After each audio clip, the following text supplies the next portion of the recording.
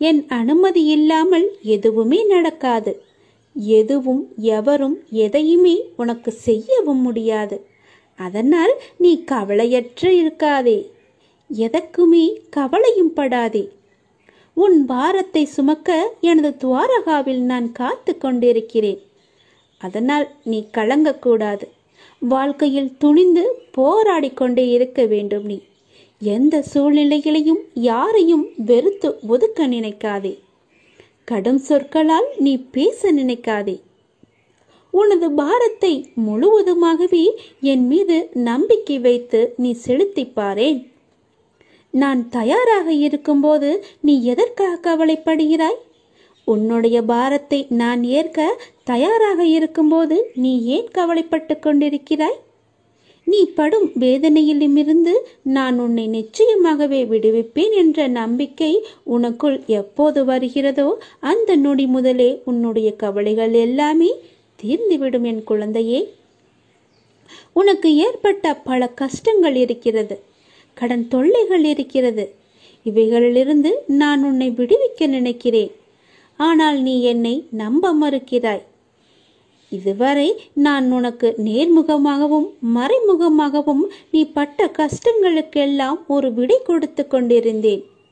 நீ எப்போது என் மீது அவன் நம்பிக்கையை வைத்தாயோ அப்போது முதலே என்னுடைய செயலெல்லாம் உன் கண்ணுக்கு தெரியாமல் போய்விட்டது. இது காலத்தின் கட்டாயம். உனது கர்ம பலன்களை நீ அனுபவிக்க வேண்டிய நேரம் இது. முழுவதுமாகவே அனுபவித்து விட்டாய். நீ மகிழ்ச்சியாகவே இருக்கப் போகிறாய். இனி உன் வாழ்க்கையில் நிச்சயமாகவே ஏற்றம் வந்து கொண்டே இருக்கிறது. இப்போது அனைத்திலும் உனக்கு வெற்றி என்றும் வெற்றி முழக்கம் மட்டுமே உன் காதுகளில் விழும். நான் உன்னுடன் இருக்கிறேன். எனக்காக ஒரே ஒரு முறை என் நாமத்தை உச்சரி. என்னை நம்பு. நான் சொல்வது போல நீ செய்து கொண்டே வந்தாய் என்றால் உன் வாழ்க்கையில் எந்த ஒரு பிரச்சனையும் இருக்காது. உனக்கு துணையாக உன் அப்பா இருக்கிறேன். தாய் உன்னை மறந்தாலும், பெற்ற தந்தை உன்னை மறந்தாலும், இந்த பெற்றெடுக்காத அப்பா நான் உன்னை மறக்க மாட்டேன். உங்கள் பாரத்தை என்னிடம் தாருங்கள், நான் சுமக்கிறேன். நான் உங்களிடம் கேட்பது எல்லாமே நம்பிக்கை, பொறுமை மட்டுமே.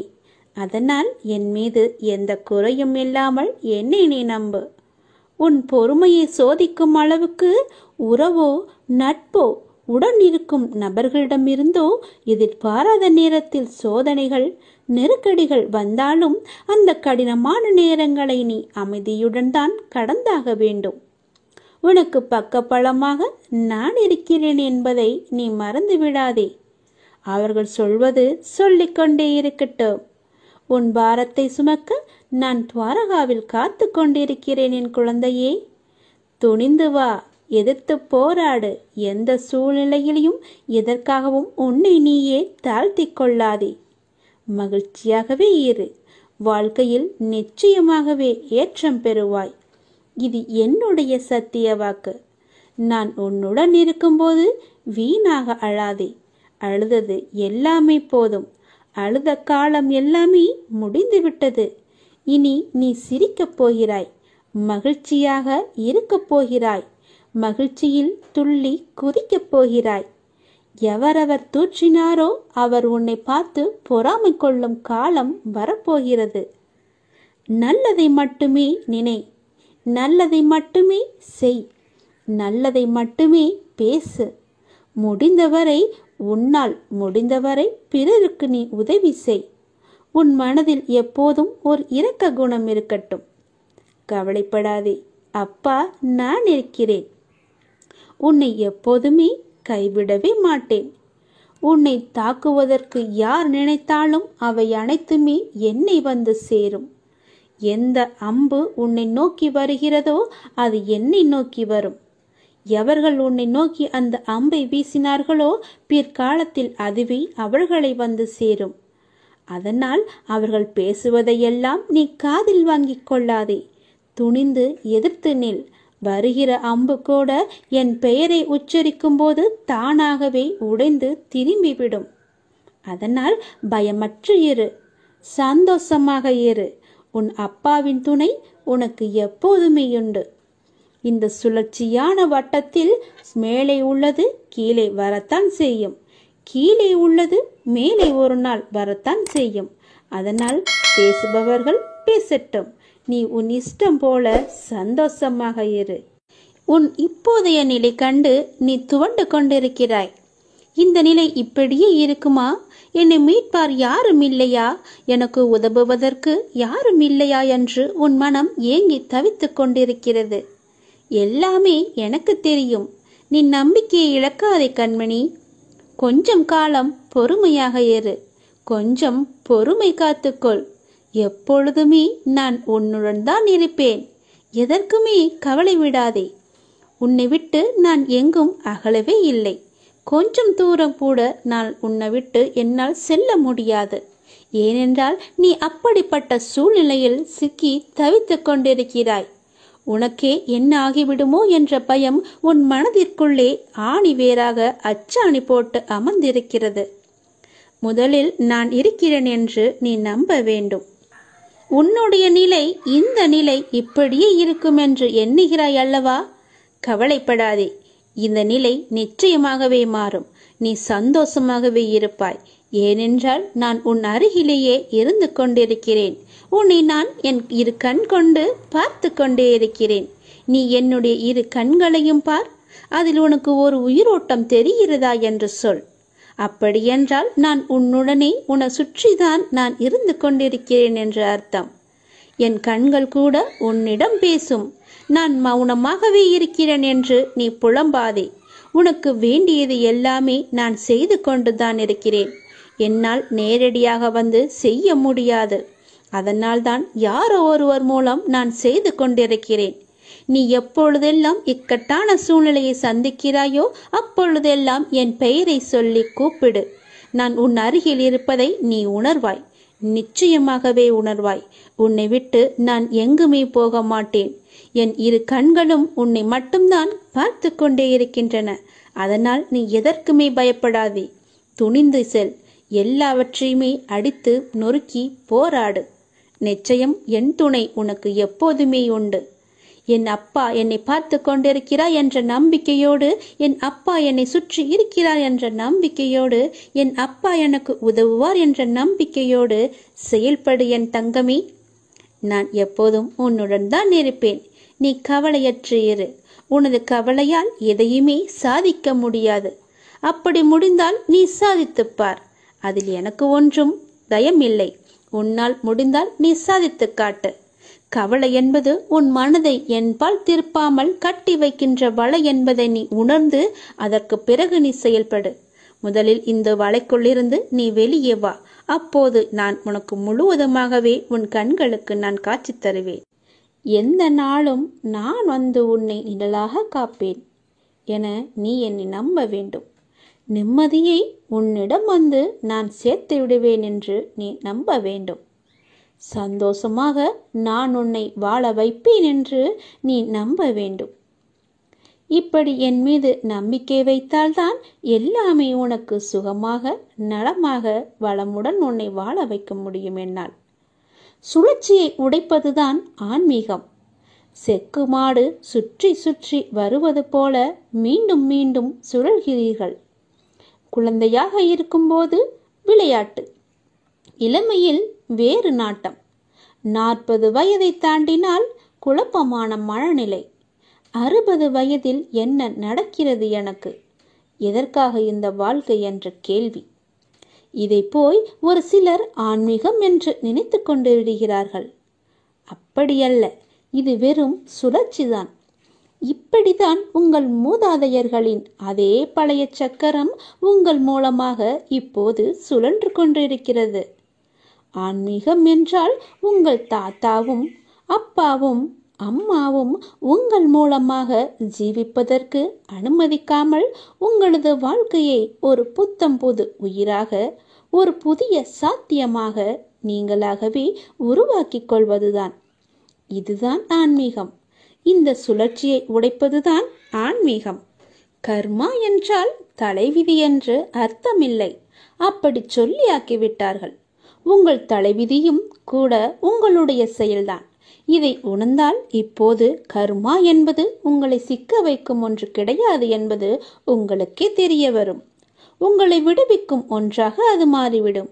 நிச்சயமாக இதை நீங்கள் உணர்ந்திட வேண்டும். நல்ல கர்மா எது, கெட்ட கர்மா எது, ஒவ்வொரு செயலுக்கும் ஒரு பின்விளைவு உண்டு என்பதை நீங்கள் தெரிந்து கொள்ள வேண்டும். உங்கள் செயலுக்கான விளைவு எப்படி இருந்தாலும் அதை நீங்கள் சந்தோஷமாக ஏற்றுக்கொள்ள தயாரானால் அது நல்லதா கெட்டதா என்ற கேள்வியே வராது. கர்ம வினைகள் பற்றிய கவலையே இருக்காது. மற்றபடி பாவம் புண்ணியம் என்பதெல்லாம் சொர்க்கம் பற்றி பேசுபவர்கள் பயன்படுத்தும் வார்த்தைகள். இயற்கை என்பது கொடூரமானதும் இல்லை, கருணையானதும் இல்லை. நல்லது கெட்டது என்பதெல்லாம் மனிதரின் பார்வையில் உள்ள கோணம்தான். மனிதன் அதை எப்படி பார்க்கிறான் என்பதை பொறுத்துதான் நல்லதும் இருக்கிறது, தீயதும் இருக்கிறது. நாம் நடந்து கொள்ளும் விதத்திலும் இது இருக்கிறது. அதனால் நாம் செய்யும் செயல்தான் நம்மை சுற்றி வரும் என்பதை நீங்கள் மறந்து விடாதீர்கள். நல்லதே செய்யுங்கள், நல்லது நடக்கும். இனி நீ மகிழ்ச்சி பாதையில் செல்ல இருக்கிறாய். உன்னுடைய கர்மாக்கள் எல்லாமே முடிந்து விட்டது. நான் உனக்கு ஒளி ஏற்றிவிட்டேன். உன்னுடைய வாழ்வில் நான் தீபங்களை ஏற்றிவிட்டேன். உன் வாழ்க்கை வண்ணமயமாக ஒளிமயமாகவே இருக்கப் போகிறது. எல்லாவற்றிற்குமே உன்னை நான் தயார்படுத்திவிட்டேன். வெற்றியை பெறுவதற்கும் நீ தயாராக இரு. ஏனென்றால் கடைசி நிமிடத்தில் கூட அதிசயம் நடக்கலாம் என்று சொல்லியிருந்தேன் அல்லவா? அது இப்போது நடந்துவிட்டது. இறுதி வெற்றி உனக்குத்தான். நான் இப்போது கூறியிருப்பதை கொஞ்சமாக கேள். சற்று நேரம் ஒதுக்கி எனக்காக நேரம் ஒதுக்கி இவை கேள். நீ செல்லும் இடமெல்லாம் இந்த அப்பாவின் துணை நிச்சயமாகவே இருக்கும். உனக்கு நீ நினைத்த மாதிரியே, நீ எதிர்பார்த்த மாதிரியே அது உன்னை வந்து சேரப்போகிறது. இனி நீ நினைத்த வாழ்க்கை உனக்கு கிடைக்கும். என் வாக்கு என்றுமே பொய்யாகாது. உறவுகள் எல்லாமே உன்னை பாராட்டப் போகின்றனர். உறவுகள் எல்லாமே உன்னை வாய்ப்பிழந்து பார்க்க போகிறார்கள். இவரா இப்படி என்று அண்ணாந்து பார்க்க போகிறார்கள். எல்லோருமே உன்னை பாராட்டப் போகிறார்கள். ஆனால் நீ கொஞ்சம் பொறுமையாக இருக்க வேண்டும். எனது பெருமை பற்றி நானே உனக்கு சொல்லக்கூடாது. நீ கொஞ்சம் பொறுமையாக இரு. நான் எனது அதிசயத்தை நிகழ்த்துவதற்கு தயாராகிவிட்டேன். எப்போது என் கரம் பற்றினாயோ அப்போதே உன்னுடைய கர்மாக்கள் எல்லாவற்றையுமே முடித்து விட்டேன். கடவுள் உனக்கு கஷ்டங்கள் தரும்போது கலங்கக்கூடாது இல்லையா? அவர் உனக்கு கஷ்டங்கள் தருவது எதற்காக? உன்னை சோதிக்க அல்ல. உன்னை சுற்றி எத்தனை போலி உறவுகள் உள்ளன என்று உனக்கு உணர்த்துவதற்காகத்தான் நான் இதை கொடுத்தேன். அதை நீ முதலில் புரிந்து கொள். நீ என்னிடம் கேட்டதை விட சிறப்பான ஒரு வாழ்க்கையை நான் உனக்கு அமைத்து தருகிறேன். நான் என்பதை நீ மறந்து விடாதே. எதை பற்றியுமே நீ கவலைப்படாதே. இன்று உங்களுக்கும் உங்கள் குடும்பத்தில் உள்ள அனைவருக்குமே இந்த அப்பாவின் அருள் கிடைக்கும். நிச்சயமாகவே இன்று முதல் உன் வாழ்க்கை வண்ணமயமாக மாறப்போகிறது. இந்த அப்பாவின் ஆசையோடு எல்லாமே நினைத்தது நினைத்தபடியே நடக்கும். நினைத்தது எல்லாமே நிறைவேறும். உனக்கு ஒன்று தரப்போகிறேன். நீ கேட்டதை தரப்போகிறேன். நீ கேட்டது ஒன்றுதான், நான் கொடுப்பதோ 2 மடங்காக இருக்கும். நீ கேட்ட சந்தோஷத்தை விட 2 மடங்கு இரட்டிப்பு மகிழ்ச்சியை பெறப்போகிறாய். நீ தயாராக இரு. உன் மனதை எப்போதுமே சந்தோஷமாக வைத்திரு. இரட்டிப்பு மகிழ்ச்சி உனக்கு காத்திருக்கிறது. ஏனென்றால் உன்னுடைய கர்மா முடிந்து விட்டது. அதனால்தான் உனக்கு மகிழ்ச்சியான செய்தியை கூறுவதற்காகத்தான் நான் வந்திருக்கிறேன். இரட்டிப்பு மகிழ்ச்சி உனக்காக காத்திருக்கிறது. வரவேற்க தயாராக இரு. வருவது வரட்டும், விட்டு விடாதே. என்னையே நீ உறுதியாக பற்றி கொண்டு எப்போதுமே நிதானத்துடனும் சக காலமும் என்னுடன் ஒன்றியும் இரு. எப்போதுமே உன் அப்பாவின் துணை எப்போதுமே உனக்கு இருக்கும். நீ இழந்ததை நினைத்து வருந்தினால் நீ இருப்பதையும் இழந்து விடுவாய். நீ இருப்பதை நினைத்து மகிழ்ச்சியாக இரு. நீ எவ்வளவு இழந்தாயோ, எத்தனை இழந்தாயோ அத்தனையுமே நான் உன்னை வந்தடையும்படி நான் செய்கிறேன். இழந்ததையும் நீ சீக்கிரமாகவே அடைந்து விடுவாய். உன் மனதில் நீ மகிழ்ச்சியாக இருந்தால் மட்டுமே. நான் சொல்வது புரிகிறதா? இழந்ததையே நினைத்து நீ வருந்து கொண்டிருக்காதே. இருப்பதையும் நீ இழந்து விடுவாய். அப்புறம் உனக்கு என்று ஒன்றுமில்லாமல் போய்விடும். உன்னிடம் எவ்வளவு இருக்கிறதோ உனக்கு மன திருப்தியாக வைத்துக்கொள். உன் மனதை எப்போதும் திருப்தியுடனும் மகிழ்வுடனும் வைத்துக்கொள். நீ இழந்தது எவ்வளவாக இருக்கட்டும், அனைத்தையுமே நான் அடைய வைப்பேன். கவலையின்றி இரு. போய்விட்டதே என்று மனம் பதறாதே. எதை உன்னால் ஏற்றுக்கொள்ள முடியவில்லையோ அதை நீ மாற்றிக்கொள்ள பழகிக்கொள். எதை உன்னால் மாற்றிக்கொள்ள முடியவில்லையோ அதை நீ ஏற்றுக்கொள். இதுதான் வாழ்க்கை. உங்கள் எல்லா வழிகளையுமே நான் தூக்கி எறிந்து விடுவேன். என்னை நம்பினால் மட்டுமே, விசுவாசமும் பொறுமையும் வைத்தால் மட்டுமே. உங்களுக்கான நல்ல நாள் வந்து கொண்டே இருக்கிறது. நீ என்னிடம் எதிர்பார்த்து வந்த விஷயம் நிச்சயமாகவே கைகூடி வரப்போகிறது. நீ எதற்காக என்னை தேடி வந்தாயோ அதை நான் உனக்கு கொடுக்கப் போகிறேன். நிராகரிப்புகளை எல்லாம் கண்டு நீ நெஞ்சு உடையாதே. உன்னை யாராவது தூக்கி எறிகிறார்கள் என்றால் இறைவன் உன்னை மேலே தூக்கி விடுகிறான் என்று அர்த்தம். நீ எங்கேயோ எப்போதோ இந்த வார்த்தையை நீ கேட்டிருப்பாய், பார்த்திருப்பாய். ஆம், உன்னுடைய கஷ்ட காலத்தில் இறைவன் உன் கூடவே இல்லை என்று நம்பாதே. எப்போதுமே என் அப்பா என் கூடவே இருப்பார் என்று நம்பு. உன் கஷ்ட காலத்தில்தான் எப்போதும் உன்னுடன் நான் நெருக்கமாகிறேன். நிச்சயம் உன்னை கைவிட மாட்டேன். நான் இல்லை என்று நம்பாதே, நான் உன்னுடன் இருக்கிறேன் என்று நம்பு. அப்பொழுதுதான் என்னுடைய முழுமையான ஆசியையும் உனக்கு தர முடியும். கவலைப்படாதே, உன்னுடனேயே நான் இருக்கிறேன். எவ்வளவு கஷ்டங்களை நீ அனுபவித்திருப்பாய்.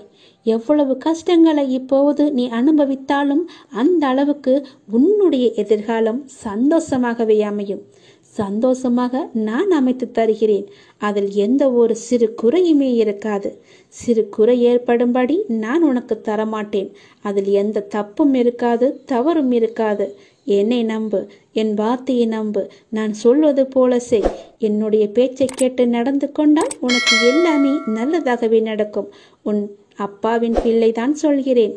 இது நாடகம் நிறைந்த நரிகள் வாழும் உலகம். இது நல்லவர் யார், கெட்டவர் யார் என நிதானமாக யோசித்து செயல்பட வேண்டிய காலம் இது. ஏனென்றால் இது கலிகாலமாகிவிட்டது. நான் உன்னோடு இருக்கிறேன். நீ பயப்படாமல் இரு. நீ பலம் கொண்டு திடமான மனதோடு இரு. உன்னை ஒரு பொதுமி அப்பா கைவிட மாட்டேன். புண்ணியங்கள் அனைத்திற்குமே தலையாயது எது தெரியுமா? நன்றி பாராட்டுவதுதான். பாவங்கள் அனைத்திற்குமே தலையாயது நன்றியை மறப்பதுதான். செய்த நன்றியை மறப்பதுதான் பெரிய பாவம். தக்க சமயத்தில் செய்த உதவிக்கு நன்றியை கொன்றவனுக்கு ஒரு பிரயோஜனமும் இல்லை, ஒரு சித்தமும் இல்லை.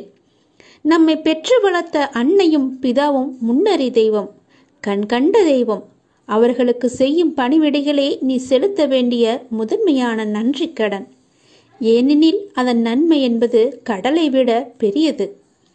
தள்ளாத காலத்திலாவது நீ அவர்களின் மனம் மகிழும்படி நடந்து கொள். நீ என்னதான் தான தர்மம் செய்து வந்தாலும் அவர்களை நல்லபடியாக வைத்து கொள்ளாவிட்டால் நீ எதிலுமே வெற்றி பெற முடியாது. உன் உண்மை அன்பிற்கு கட்டுண்டவர்களை தவிர வேறு எவரின் அசட்டு பேச்சுகளுக்கும் நீ உன் மனதில் இடம் கொடுத்து விடாதே. எந்த சூழ்நிலையிலும் உனக்கு தக்க சமயத்தில் உதவி புரிந்தவர்களை உதாசீனப்படுத்தாதே. உதவி செய்தவர்களுக்கு நன்றி பாராட்டுவதுதான் மிகப்பெரிய புண்ணியம். உனக்கு பின்னால் இருப்பது யார் என்று தெரிந்து கொள். உனக்கு பின்னால் இருப்பது நான் தான். உன்னை நான் கைவிடவே மாட்டேன். எல்லாமே சரியாகிவிடும்.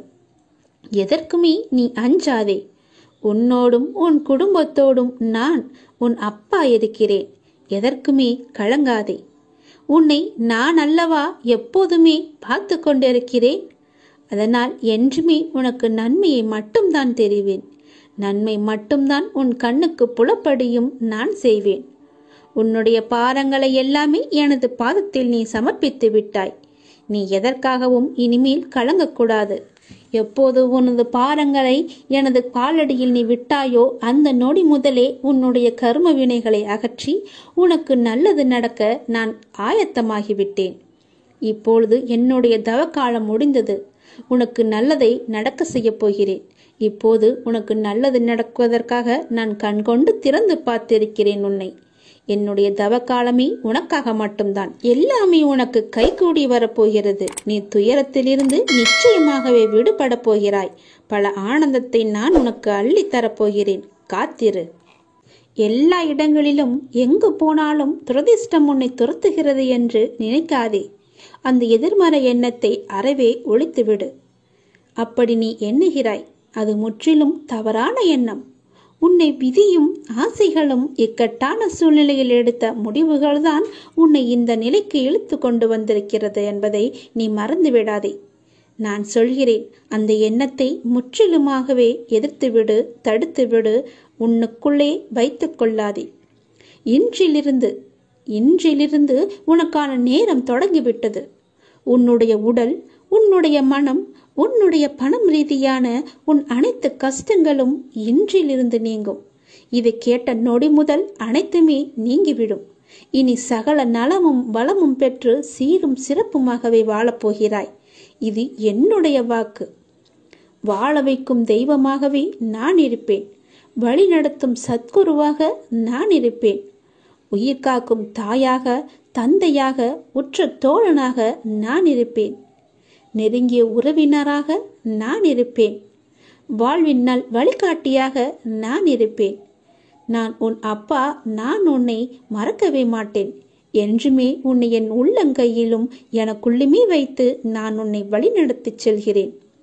உன் கூடவே நான் இருக்கும்போது உன் கஷ்டத்தை நான் தாங்குவேன். உனக்கு தற்போது ஏற்பட்டுள்ள சூழ்நிலை நான் அனுமதித்ததன் மூலம்தான் உன் வாழ்க்கையில் வேறு நல்லதை ஏற்படுத்தப் போகிறேன். எந்த குழப்பத்தையும் நீ உனக்குள்ளே ஏற்படுத்தி கொள்ளாதே.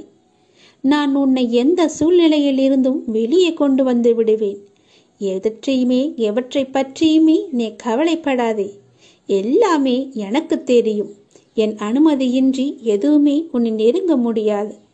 உன்னை திருப்திப்படுத்துவேன். என்னையே நம்பி இருக்கும் உன்னை காப்பதே என்னுடைய வேலை. உன் அப்பா நான் இருக்கும் வரை உன்னை நான் தாங்கிக் கொண்டே இருப்பேன். எந்த சலனமும் பயமும் வேண்டாம் உனக்கு. உன் கஷ்டத்தை நான் தாங்குவேன். நீ நிச்சயமாகவே முன்னேறுவாய். உன் மனதில் எந்த ஒரு பயத்தையும் ஏற்படுத்தி கொள்ளாதே. அப்படி உன் மனதில் பயம் இருந்தால் அதை தூக்கி எறிந்துவிடு. உன்னோடு நான் இருக்கிறேன். எல்லாவற்றையுமே நான் பார்த்து கொள்வேன். பல இரவுகள் நீ தூங்காமல் கழித்தது எல்லாமே எனக்கு தெரியும். எத்தனை இரவுகளை நீ அழுது கொண்டே இருந்தாய், அழுது புலம்பிக் கொண்டே இருந்தாய் என்று. எத்தனை இரவுகளை நீ முழித்திருந்தே கழித்தாய் என்று எனக்கு நன்கு தெரியும். அதனால் கவலைப்படாதே. இந்த நொடி முதலே உன் வாழ்க்கைக்கான நல்ல ஆரம்பம் தொடங்கிவிட்டது. எல்லாம் வெற்றியே. உலகளாவிய நன்மையின் தெய்வீக நோக்கத்தை அறிந்து கொள்வதன் மூலம் இந்த ஆசீர்வதிக்கப்பட்ட ஆன்மா அனைவருக்கும் மகிழ்ச்சியை பரப்ப முயற்சிக்கிறது. அவர்களை ஆசீர்வதிக்கப்பட்டவர்களாக மாற்றவும் விரும்புகிறது. ஆனால் வெவ்வேறு மனப்பான்மை கொண்டவர்களிடையே வாழ வேண்டும். பெருமை மற்றும் பொறாமை, ஆடம்பரம் மற்றும் ஆணவம், பணத்திற்கான பேராசை மற்றும் ஈகோ போன்ற குணநலன்களை கொண்டவர்களுடன் நாம் சிக்கலை எதிர்கொள்கிறோம். நம்முடைய தனித்துவமான அப்பாவை மற்றவர்கள் ஏற்றுக்கொள்ளாததால் நாங்கள் விரக்தியடைந்துள்ளோம்.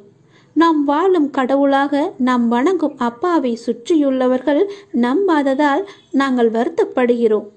அது மட்டுமல்லாமல் சில சமயங்களில் நம்மிடம் ஆதிக்கம் செலுத்தவும் ஏமாற்றவும் கொடூரமாக நடந்து கொள்ளவும் முயற்சிக்கும் நபர்களின் வழியை நாம் தாங்கிக் கொள்ள வேண்டும்.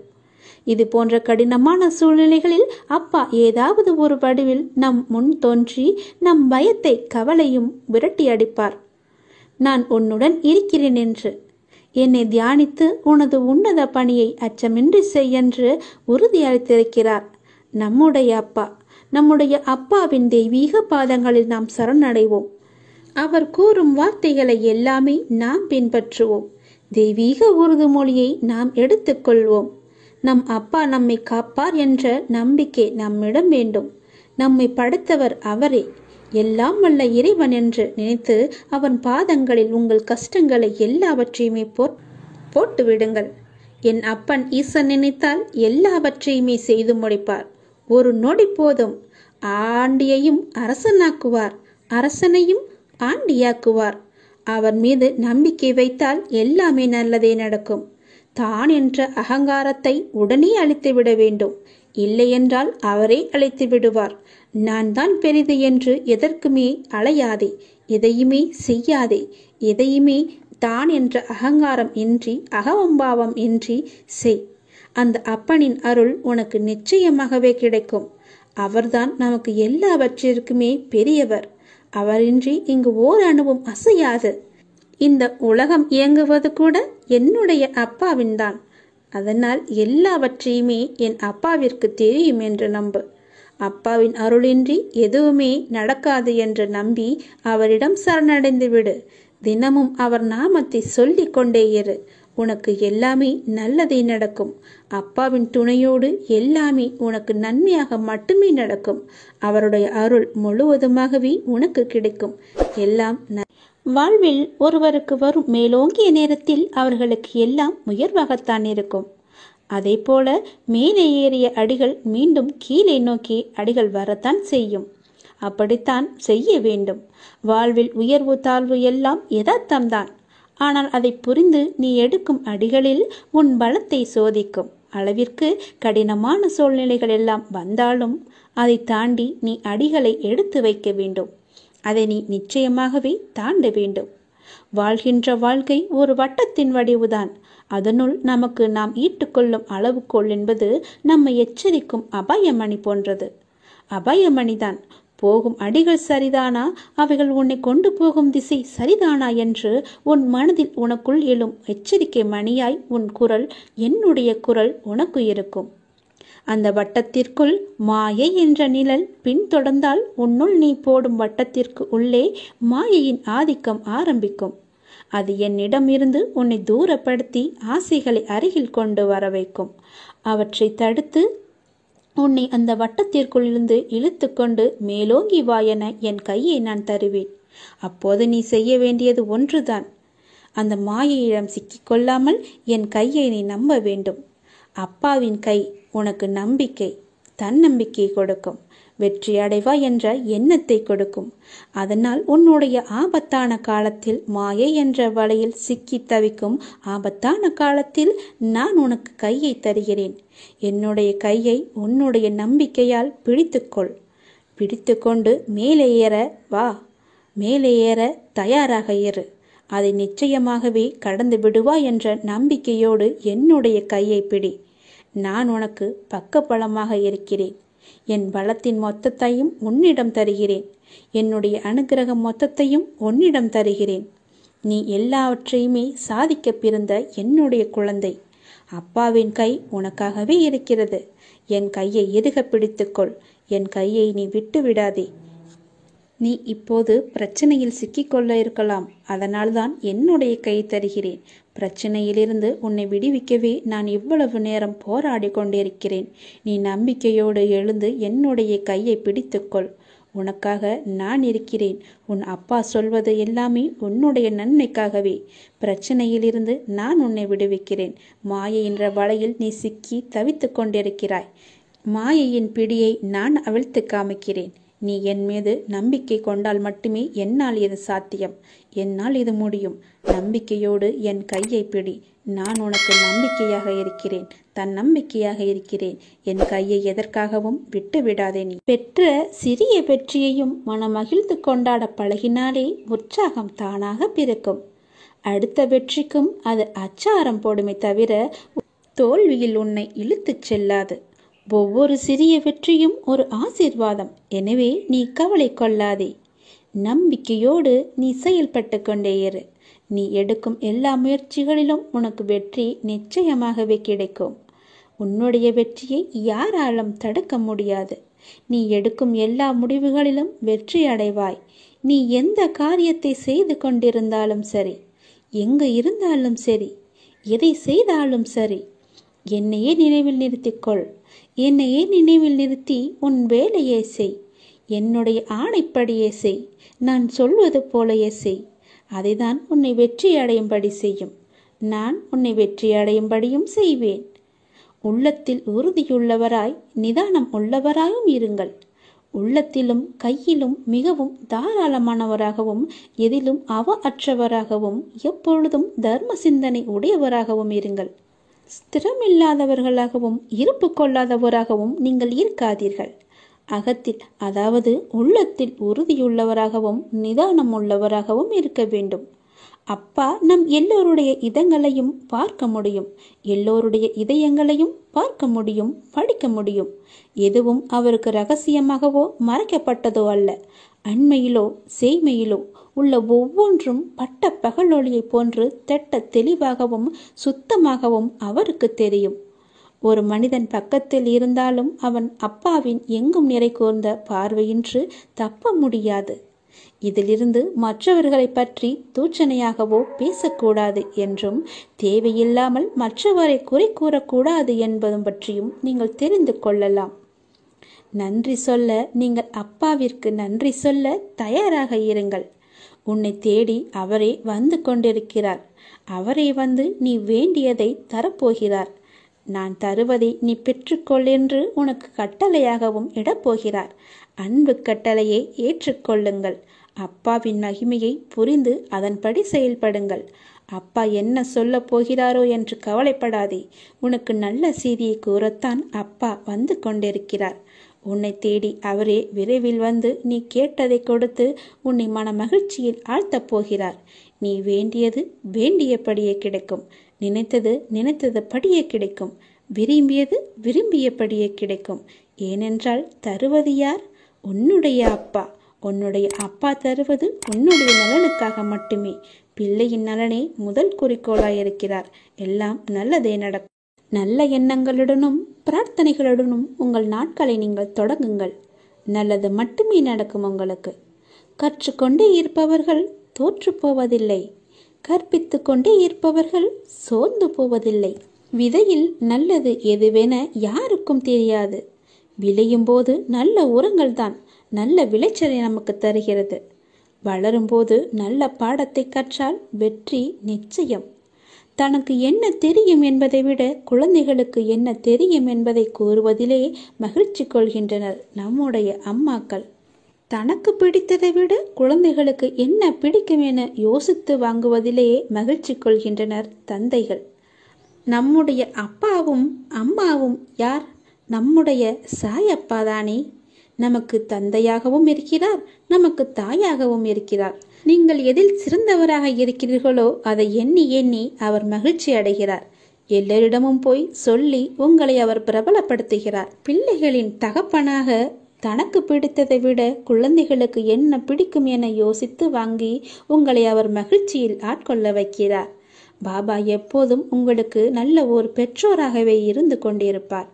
அன்பின் வடிவம் பல கோணத்தில் வரலாம். ஆனால் உண்மையான அன்பு உருவத்தில் மட்டுமே உருவாகுவதில்லை, உங்களுடைய உள்ளத்தாலும் உருவாகுகிறது. அப்பா உங்கள் மீது எப்போதுமே அன்பு கொண்டவராக இருக்கிறார். உங்களுக்கு அனைத்து சோதனைகளும் உன் மன வேதனைகளும் இன்றுடன் உன்னை விட்டு மறைய போகிறது. உன் எதிர்கால வாழ்க்கை நீ எதிர்பார்ப்பது போல அமைய போகிறது. அப்பா உங்களுக்கு எதிர்கால வாழ்க்கையை சிறப்பாக அமைத்து தருகிறேன், சிறப்பாக அமைத்திருக்கிறேன். அதில் நீ சென்று வாழப் போகிறாய். சூழ்நிலைக்கு ஏற்ப வாழ்க்கையை அமைத்துக் கொள்வதுதான் வெற்றிகரமான வாழ்க்கையின் பூரண ரகசியம். இந்த உண்மையை உணர்ந்தவர்கள் வாழ்வில் நிச்சயமாகவே வெற்றி பெறுவார்கள். உனக்கு வரும் பிரச்சனைகள், கஷ்டங்கள் எல்லாவற்றையுமே தூரத்தில் என்று ரசித்து பழகு. அதை நீ கிட்ட வர வைக்காதே.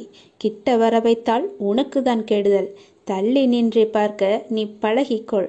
தள்ளி நின்று பார்க்கும்போது அது உனக்கு மிக சாதாரணமாக தெரியும், மிக சிறியதாக தெரியும். கிட்டே வரும்போதுதான் அது உனக்கு பெரிய பூதாகரமாக இருக்கும். அதற்கான தீர்வு காண்பதும் மிக கடினமாகிவிடும். அதனால் எல்லாவற்றையுமே தூர இருந்தே பார்க்க பழகிக்கொள். அப்போதுதான் அது உனக்கு எளிதாக தெரியும். நான் மகிழ்ச்சி அடைய என்ன இருக்கிறது என்று கேட்காதே. உனக்கு எல்லாமே மகிழ்ச்சியான சூழலாக இனி ஒவ்வொன்றாக அமையப் போகிறது. இனி எல்லாமே நல்லதாகவே நடக்கப் போகிறது. பல வெற்றிகள் உனக்காக காத்து கொண்டிருக்கின்றன. நீ எதிர்பார்த்தது நிச்சயமாகவே நடைபெற நான் உன்னை ஆசீர்வதிக்கிறேன். நீ நன்றாகவே இருப்பாய்.